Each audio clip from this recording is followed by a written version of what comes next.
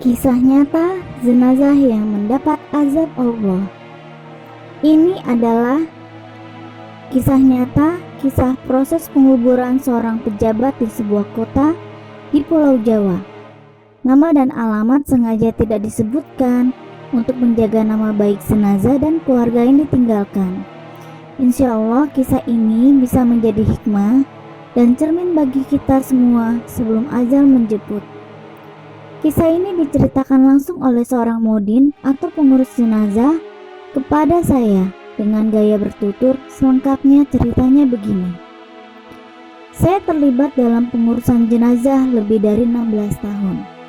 Berbagai pengalaman telah saya lalui, sebab dalam jangka kurun waktu tersebut bermacam-macam jenis mayat sudah saya tangani.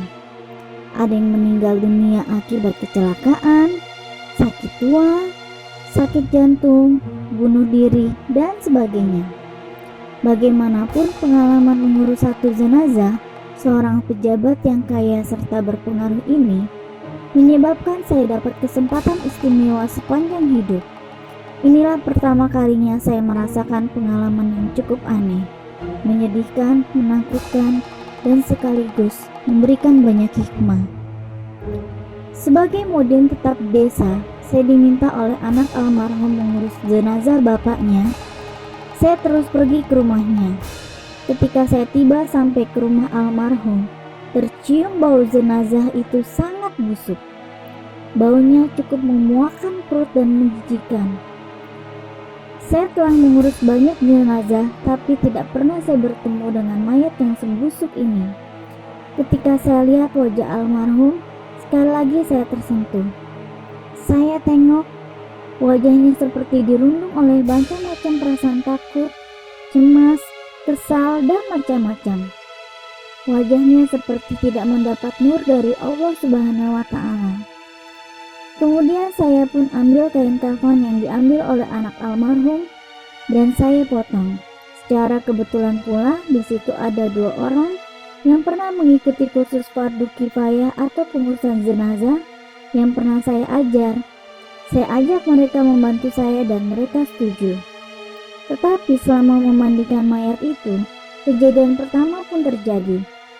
Sekedar untuk pengetahuan, apabila memandikan jenazah, badan mayat itu perlu dibangunkan sedikit dan perutnya hendaklah diurut-urut untuk mengeluarkan kotoran yang tersisa.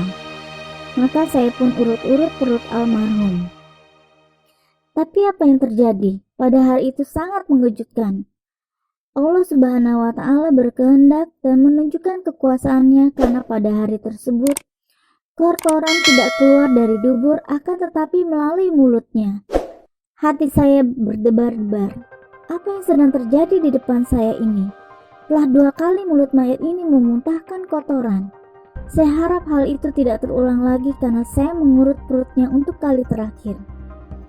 Tiba-tiba ketentuan Allah Subhanahu wa Ta'ala berlaku. Ketika saya urut perutnya kembali, keluarlah dari mulut mayat itu kotoran bersama beberapa ekor ulat yang masih hidup. Ulat itu adalah seperti ulat kotoran belatung. Padahal almarhum meninggal dunia akibat serang jantung dan waktu kematiannya dalam tempo yang begitu singkat, mayatnya sudah menjadi sedemikian rupa. Saya lihat wajah anak almarhum. Mereka seperti terkejut, mungkin malu, terperanjat, dan aib dengan apa yang berlaku pada bapaknya. Kemudian saya tengok 2 orang pembantu tadi. Mereka juga terkejut dan panik. Saya katakan kepada mereka, inilah ujian Allah terhadap kita. Kemudian saya minta salah seorang daripada pembantu tadi pergi memanggil semua anak almarhum. Almarhum pada dasarnya seorang yang beruntung karena mempunyai 7 orang anak. Kesemuanya laki-laki. Seseorang berada di luar negeri dan 6 lagi berada di rumah. Ketika semua anak almarhum masuk, saya menasihati mereka. Saya mengingatkan mereka bahwasannya tanggung jawab saya adalah membantu menguruskan jenazah bapak. Mereka bukan menguruskan semuanya, tanggung jawab ada pada ahli warisnya. Sepatutnya sebagai anak mereka yang lebih afdol menguruskan jenazah bapak mereka itu. Bukan hanya imam, hanya Bilal atau guru. Saya kemudian meminta izin serta bantuan mereka untuk menunggingkan mayat itu. Takdir Allah, ketika ditunggingkan mayat tersebut, tiba-tiba keluarlah ulat-ulat yang masih hidup, hampir sebaskom banyaknya.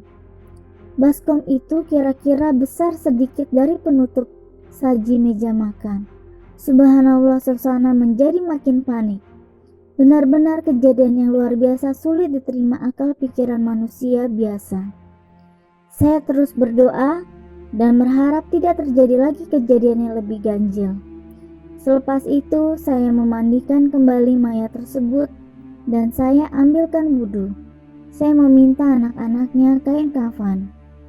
Saya bawa mayat ke dalam kamarnya dan tidak diizinkan seorang pun melihat upacara itu, terkecuali waris yang dekat, sebab saya takut kejadian yang lebih aib akan terjadi.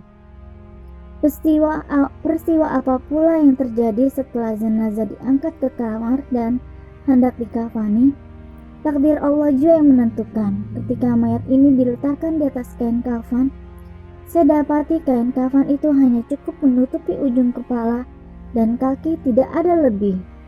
Maka saya tak dapat mengikat kepala dan kaki. Tidak keterlaluan kalau saya katakan tampak seperti kain kafan itu tidak mau menerima mayat tadi. Tidak apalah, mungkin saya kilaf dikala memotongnya. Lalu saya ambil pula kain, saya potong dan tampung di tempat-tempat yang kurang. Memang kain kafan jenazah itu jadi sambung menyambung, tapi apa mau dikata, itulah yang dapat saya lakukan. Dalam waktu yang sama, saya berdoa kepada Allah, ya Allah, jangan kau hinakan jenazah ini, ya Allah. Cukupkan sekedar peringatan kepada hamba-Mu ini. Selepas itu saya beri taklimat tentang sholat jenazah tadi. Satu lagi masalah timbul. Jenazah tidak dapat dihantar ke tanah perkuburan karena tidak ada mobil jenazah atau mobil ambulans. Saya hubungi kelurahan, pusat Islam, masjid dan sebagainya. Tapi susah, semua sedang terpakai. Beberapa tempat tersebut juga tidak punya kereta jenazah lebih dari satu karena kereta yang ada sedang digunakan pula. Suatu hal yang saya pikir bukan sekedar kebetulan.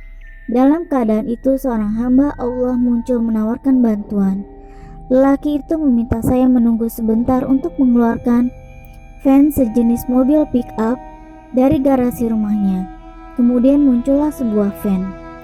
Tapi ketika dia sedang mencari tempat untuk meletakkan van-nya itu di rumah almarhum, tiba-tiba istrinya keluar dengan suara yang tegas. Dia berkata di khalayak ramai, "Mas, saya tidak perbolehkan mobil kita ini digunakan untuk angkat jenazah itu. Sebab semasa hayatnya dia tidak pernah mengizinkan kita naik mobilnya." Renungkanlah, kalau tidak ada apa-apanya, tidak mungkin seorang wanita yang lembut hatinya akan berkata demikian. Jadi saya suruh tuan yang punya van itu membawa kembali van-nya. Selepas itu muncul pula seorang laki-laki menawarkan bantuannya. Lelaki itu mengaku dia anak murid saya. Dia meminta izin saya dalam 10-15 menit membersihkan mobilnya itu. Dalam jangka waktu yang ditetapkan itu, muncul mobil tersebut tapi dalam keadaan basah kuyup. Mobil yang dimaksudkan itu sebenarnya lori. Dan lori itu digunakan oleh lelaki tadi untuk menjual ayam ke pasar. Dalam perjalanan menuju kawasan perkuburan, saya berpesan kepada dua pembantu tadi supaya masyarakat tidak usah membantu kami menguburkan jenazah. Cukup tinggal di camping saja akan lebih baik. Saya tidak mau mereka melihat lagi peristiwa ganjil. Rupanya apa yang saya takutkan itu berlaku sekali lagi. Takdir Allah yang terakhir amat memilukan. Sesampainya jenazah tiba di tanah perkuburan, saya perintahkan 3 orang anaknya turun ke dalam liang dan 3 lagi menurunkan jenazah. Allah Maha berkehendak atas semua makhluk ciptaannya. Saat jenazah itu menyentuh ke tanah, tiba-tiba air hitam yang busuk baunya keluar dari celah tanah yang pada asal mulanya kering. Hari itu tidak ada hujan, tapi dari mana datang air itu? Sukar untuk saya menjawabnya. Lalu saya arahkan anak almarhum supaya jenazah bapak mereka dikemas dalam peti dengan hati-hati. Papan keranda diturunkan dan kami segera timbun kuburan tersebut. Selepas itu kami injak-injak tanah supaya mampet dan bila hujan ia tidak mudah ambrol. Tapi sungguh mengherankan, saya perhatikan tanah yang diinjak itu menjadi becek. Saya tahu jenazah yang ada di dalam telah tenggelam oleh air hitam yang busuk itu. Melihat keadaan tersebut, saya arahkan anak-anak almarhum supaya berhenti menginjak-injak tanah itu. Tinggalkan lubang kubur 1/4 meter, artinya kubur itu tidak ditimbun hingga ke permukaan lubangnya. Tapi ia seperti kubur berlubang. Tidak cukup dengan itu, apabila saya hendak bacakan talqin, saya lihat tanah yang diinjak itu ada kesan serapan air. Masya Allah, dalam sejarah peristiwa seperti itu terjadi. Melihat keadaan itu, saya ambil keputusan untuk selesaikan penguburan secepat mungkin. Sejak lama terlibat dalam penguburan jenazah, inilah mayat yang saya tidak talqinkan. Saya bacakan tahlil dan doa yang paling ringkas.